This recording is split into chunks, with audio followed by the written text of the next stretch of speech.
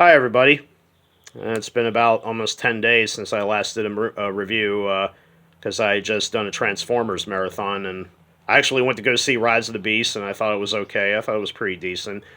Better than some of the Michael Bay Transformers, but enough of that. I'm actually here to talk about a movie that actually has been a part of my childhood growing up, and honestly, I still think it's is it a personal favorite of mine? In a way, yes, but it does kind of remind me of my childhood so much, and that, of course, is The Wizard.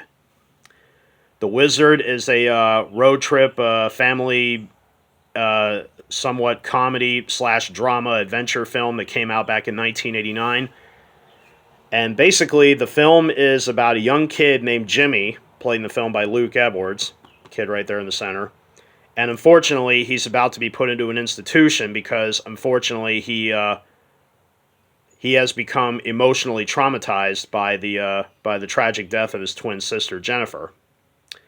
And basically, the family has split apart, and the mother ended up getting custody of the kid, and ultimately wants to put him into an institution because apparently they can't understand what's wrong with this kid. But surprisingly, his older brother Corey, played by Fred Savage, actually realizes that, maybe because the kid's constantly saying, California. The kid wants to go to California for some reason. So Corey decides to make this kid's wishes come true. So he decides to take him to California. So they go on a road trip. And on the way, they meet up with another girl, Haley, played by Jenny Lewis.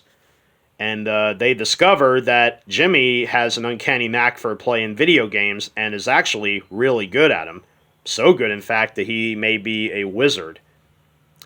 And thus they discover that there's a video game championship in California, so they decide to take him there. And Haley decides that, well, if Jimmy wins this thing, maybe that can prove that, he doesn't belong in an institution, that he is more intelligent than his family thinks he is.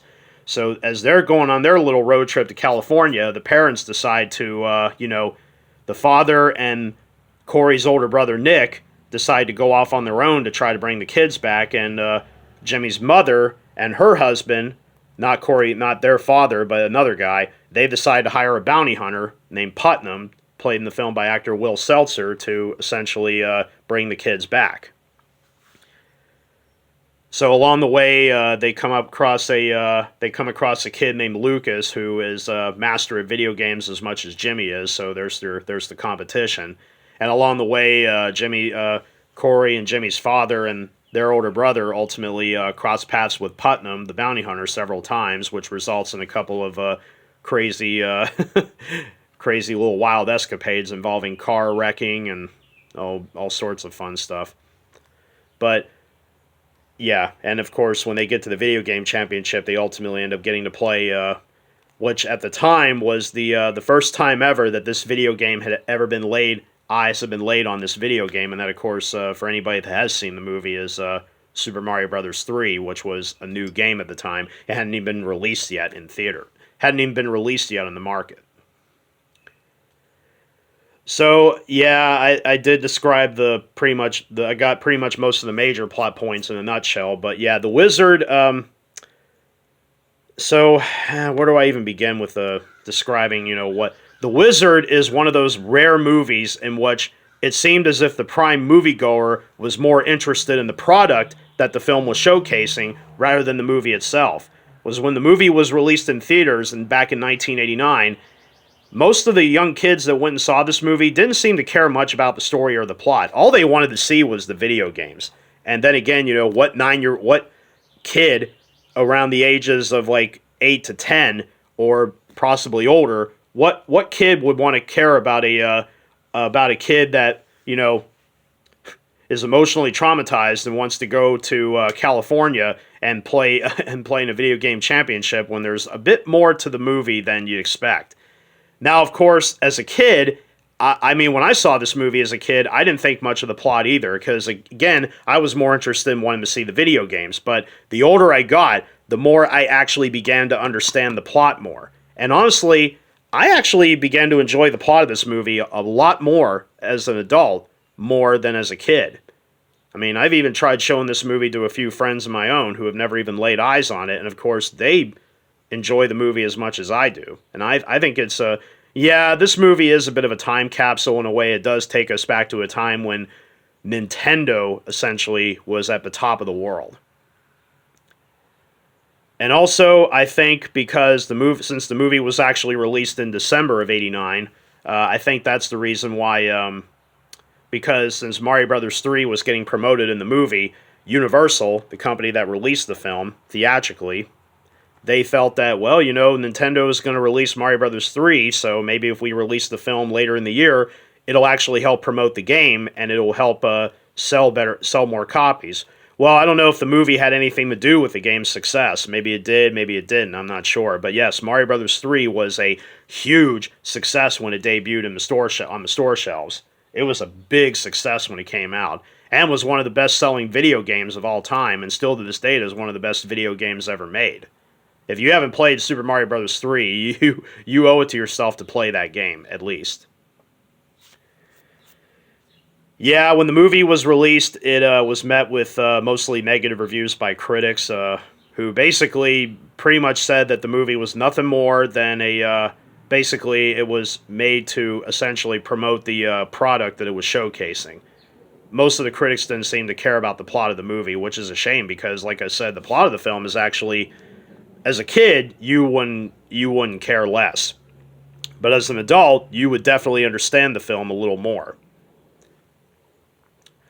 And I keep thinking to myself, since this is a road trip movie, and it kind of takes place in the summer, almost, and it's set in the western states like Utah, Nevada, and California, don't you think this movie would have been a bit more appropriate if it had been released during the summer of '89 instead of during the Christmas season? That's just me, though. Then again, if The Wizard had been released in the summer of '89, would it have done any better? Because, 1989 was packed with a lot of huge blockbuster films that came out that year. I'm talking Batman, Lethal Weapon 2, Indiana Jones and the Last Crusade, Ghostbusters 2, Back to the Future Part 2, Honey, I Shrunk the Kids. That year was stacked with movies that were making big bucks at the box office. And maybe The Wizard would have performed a little better had it been released in the summer of '89. Maybe it would have, I don't know, because, yeah, I mean, in the summer of '89, kids were either, outside playing, they were either going to the theater to watching movies, going to the arcade to playing video games, or playing video games at home. So you figured a movie like The Wizard would have made the kids go, that movie's all about playing video games. Let's go to the theater and see this movie. And it's a PG rated film too, so obviously it's a kid friendly movie. Adults can, kids old enough will actually, be able to pay money to go to the theater to see it. And yeah, there's not really much, I mean, like I said, some of the most violent material in the movie includes like cars wrecking or whatever like that. Yeah, it is a family friendly movie. I mean, a PG rate. I mean, there's not really a lot in there to raise eyebrows. So yeah, it's definitely a safe film for parents to let their kids watch.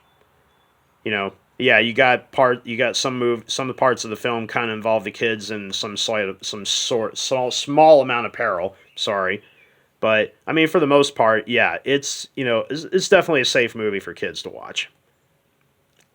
For the most part. So like I said, there is a couple of moments, but nothing too completely objectionable. No, there isn't. So definitely a family friendly movie. But despite the low box office intake that it got, the movie was made on a pretty slim budget, like maybe $5-6 million, I think. And in the States alone, it only grossed a mere $14 million before it was pulled from the theaters. So yeah, it fizzled from the box office pretty quick. But in the years that followed, however, the movie has since grown a ridiculously huge cult following, especially amongst the video game industry and people in general who just grew up watching this movie as a kid. And same goes here with me. I mean, this is one of the films I grew up. My grandfather owned a VHS store, and the movie was actually on the shelf. And I figured, well, I'll give that film a watch. And of course, naturally, I grew up playing Nintendo as a kid, so seeing Mario on the front cover there, I was like, ooh, this looks interesting. I might have to check this out. And I did. And honestly, the more I watched it, the more it grew on me. As for the cast, yeah, I mean, of course, Fred Savage obviously is top billed. Well, of course, one of the probably the biggest reason why he got top billed in the movie was because around the time The Wizard came out, he was already well known for the TV show The Wonder Years, which is where Fred Savage got most of his fame and success from. And he appeared in a couple of movies, like he was in Princess Bride. Luke Edwards, the kid that played Jimmy, I don't know much about him. I think he did go on to appear in a few movies here and there. And I mean, to horror fans, he's probably going to be best known for Jeepers Creepers 2, which he did appear in that one. Jenny Lewis, who played Haley, she went on to become a successful rock singer, and she formed a band of her. She appeared in a band of her own, and she also has a rather successful solo career as a singer. So, other than that, though. Yeah, it's actually I'm actually glad that she went on to have great success there. And they all actually have aged pretty well. Luke Edwards looks a lot different now. He doesn't look the same. Fred Savage looks about the same, and I don't know if he does any acting anymore, but he has kind of done like he's kind of gone into directing since he does like a lot of shows and stuff. Jenny Lewis actually looks amazing for her age. She looks incredible. She still looks about the same in a way. And of course, those are the kids. How about the adults? Well, there's Beau Bridges, who plays their father, Sam. He's actually, yeah, he's the, I think he's Jeff Bridges' older brother, I believe. I think he's the older brother. Yeah, maybe by a couple of years. And also Christian Slater, I forgot he's in the film too. Of course, he appeared in several things around that time, appeared in a lot of stuff. Also, the Will Seltzer, the guy that played Putnam, the bounty hunter. The only major thing I know about him is that he actually auditioned for the part of Luke Skywalker for Star Wars before Mark Hamill got the part. And Will was one of the last. He was one of the guys that almost damn near got the part, but Mark Hamill ended up getting picked up at the last second. So Todd Holland, the director. I don't know much about him. He did go on to appear. He did go on to work on. Surprisingly, he's still working on movies to this day. He worked on several TV shows and went on to direct several Nickelodeon film productions. The only other movie I'm familiar with that he made is a film called Krippendorf's Tribe, which I actually did see in the theaters as a kid. I don't know how I remember that, but I actually do. Krippendorf's Tribe has Richard Dreyfuss, plays like a professor who claims he found a new tribe, and basically what he did was he took his two kids and dressed them up as natives and filmed them in the backyard of their house, basically doing sort of stuff that Native American tribes did. So to claim that he found a new tribe, it's an interesting movie if you can get your hands on it. It's really interesting. But The Wizard has been released countless times. Well, I first watched it on VHS as a kid, and of course, all the other thing I got to say about the movie, when I said that it was, a lot of people felt it was, critics felt that it was a, product advertising movie. Well, also there was another product that was being advertised was Universal Studios, because the Universal Studios theme park was about to open up in Florida the following year after the movie came out. So, well, being a Universal movie, let's promote the theme park. So at the end of the movie, you kind of get the trolley ride, and of course, a giant King Kong literally wrecking the trolley. So naturally, we're going to advertise, a theme park that's about to open up. So why not put that in the movie too? Anyway, yeah, The Wizard has been released countless times on. I watched it on VHS. When it first came out on DVD, I was so excited that it finally hit DVD, because this was one Universal picture that I was really hoping to get my hands on DVD, and it finally did. And DVD was okay. At least I'm glad to see that it was in widescreen. It was anamorphic, and unfortunately the disc had no extras on it, but still, it was a good release of a movie. The first Blu-ray by Universal I heard it wasn't all that great. I never actually owned that version, but when I saw that Universal was putting it out on Blu-ray, I thought, ooh, this would be awesome. But then I found out the disc came with no extras. I'm like, ugh. And then that was around the time Shout Factory was starting to become big, and I'm like, oh, Shout Factory better pick this one up. And lo and behold, The Wizard.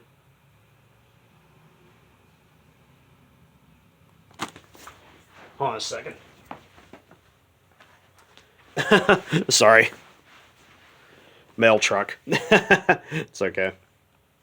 Anyway, Shout Factory ended up. I'm actually glad Shout Factory picked up The Wizard on Blu-ray, and it became part of their Shout Select category, and of course, collector's edition. So inside here are 2 Blu-ray discs, one for the movie and the second for the bonus features. And there's the reversible cover sleeve, which I think is pretty cool. It resembles a video game so much more, which I think is pretty cool. So how does the film look? Well, it's presented in the same anamorphic widescreen ratio as the DVD and the previous Blu-ray. Like I said, I've never owned the previous Blu-ray, the Universal one, so I can't really talk about that much at all. But the image is pretty impressive. It's presented in it's given a 4K transfer, which honestly looks pretty decent for the most part. Given that it's an 80s film, it's going to show its age and it's going to show the grainy look. But for the most part, it looks fantastic in high def. I'm pretty impressed. I mean, lots of detail I never noticed in the DVD before, so honestly, it looks really good. I would say out of 5 stars, I'd probably give the video quality maybe a 4.5. It looks really good. The audio is only presented in 2.0 master audio stereo, so it's just 2.0. It's basically the same audio track that accompanied the DVD. It's basically the 2.0 stereo track just up converted to DTS, and I think it's the same audio track that may have been on the Blu-ray. The Universal Blu-ray. And honestly, the audio sounds pretty good. I don't think it sounds as good as the video looks, but for the most part, it's good. Dialogue comes out very well and everything, so I would say out of 5 stars, I give the audio probably a 4. And there's only one audio track aside from the commentary. As for the bonus features, well, none of the previous home video releases have been graced with any extras, but it's actually a welcoming sight to see that Shout Factory loaded this 2-disc set with a wealth of material in the making of the film. Disc 1, starting off, has a commentary with director Todd Holland, and this guy, I'm amazed, even after all these years since the Blu-ray release came out in 2020, actually, okay.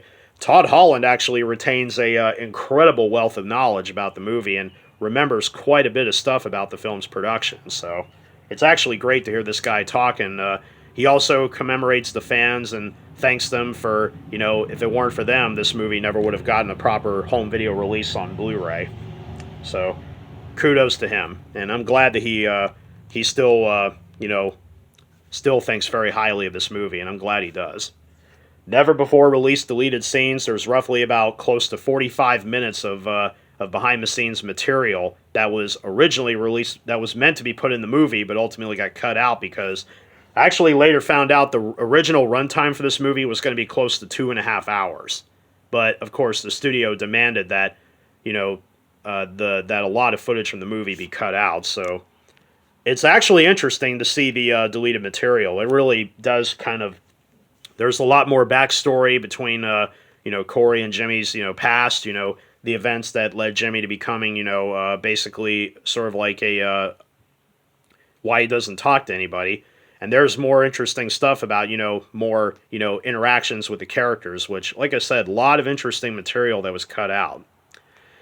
Moving on to Disc 2, there's actually a nice plethora of material here. Starting off is The Road to California. It's a brand new retro documentary that looks back on the film. It has interviews with several people that worked on the movie. Todd Holland, actors, Luke Edwards is interviewed. I think Fred Savage is interviewed via audio interview. Writer-producer David Chisholm, producer Ken Topolsky, and much more. Unfortunately, Jenny Lewis is not interviewed. It's a shame because I really would have liked to seen her talk about the movie and looking back on it. But still, it's a great comprehensive look at the making of the movie, and it's great to see the people talk about the film and, of course, the major cult following that it has now. How Can I Help You? Confessions of a Gameplay Counselor. It's basically an interview with a couple of people that actually, for anybody that grew up playing Nintendo back in the 80s, I don't know if anybody remembers that there was if anybody that owned Nintendo Power, there was a phone number you could call as a hotline to get tips on how to beat certain video games. It was actually a pretty cool idea at the time. Yeah, it was a great way to, call that 900 number and a great way to rack your parents' phone bill up the butt. essentially.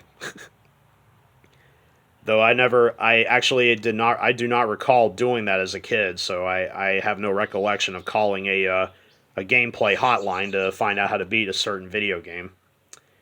And I had no subscription to Nintendo Power, so whenever I played a video game, I kind of relied on instincts. And I guess when the internet became popular, that's when once the internet became popular, the phone hotline thing disappeared pretty quick. And also, once the internet became available, I think that's when strategy guides became almost obsolete at that point. Almost. Clinical analysis of the wizard. I think it's a featurette that explains basically the symptoms that Jimmy is going through. Essentially, I didn't watch that one too much. I think I passed on that one. Post-screening Q&A from Let's Play Gaming Expo 2019. It has Luke Edwards and the writer and producer David Chisholm and Ken Topolsky as they basically do a little Q&A session. It's a shame that only Luke Edwards is the only actor that is interviewed from the movie as they look back on the film. It really would have been nice if they had a lot more people involved. And also included as a photo gallery. I'm actually surprised there's no theatrical trailer here on the disc. I'm surprised there isn't one. But I would say even though it doesn't look like there's a lot of material here, but the fact that none of the previous home video releases had any bonus features prior to this one, just the fact that I have to give it a solid 5 out of 5. If I could rate it higher than that, I would. But yeah, this is a huge feature-packed collector's edition release, and it's still available pretty cheap on Amazon. I would say probably somewhere between $15 to $20 if you can get your hands on it. But I would definitely pick up. But of course, when it comes to what is the best version of the Wizard to pick up, definitely go for the collector's edition Blu-ray by Shout Factory. This is the one you want if you want the best version of the film by far. Like I said, 2 discs loaded with extras, and like I said, I'm so glad to finally see this cult film finally get the treatment it rightfully deserves. I'm so glad it does. The only thing that I really think would make The Wizard even greater is if it had a soundtrack release on CD, which unfortunately still has yet to receive one. There's not even a fan-made release of the film, of the soundtrack, so unfortunately, if anybody wants to get a soundtrack of the film on CD, you'll probably have to look up the songs individually and download them, and make your own CD of it. That's really all I can say. But it's such a shame because The Wizard actually has a great lineup of tunes on it. It really does. But like I said, oh yeah, and I noticed that Corey is wearing the Power Glove on the front cover of the movie, which, by the way, he never actually wears the Power Glove in the entire film. For anybody that knows the Power Glove, it's an interesting experiment in video gaming where you're supposed to use your hand to play the game instead of using the controller. I know, it's unfortunately a failed experiment, which is because the movie advertises the Power Glove in the film. So yeah, for the most part, like I said, I have a great recollection on this movie. I grew up with it as a kid, and I'm actually glad that I have, because this movie is a part of my childhood, and I'm actually glad that it was. Yeah, I mean, there are people out there, like, some critics, like, Nostalgia Critic, he obviously reviewed the film, and he really obviously didn't care much about the movie, but like I said, this movie has a special place in my heart. It really does. It means a lot to me that I look back on this movie, and it definitely, like I said, even if you're not a video game fanatic, I still suggest that you check this movie out. Like I said, it's a time capsule film that takes us back to a day when, there was no online gaming, there was no PC gaming, there was no internet, it was all about Nintendo.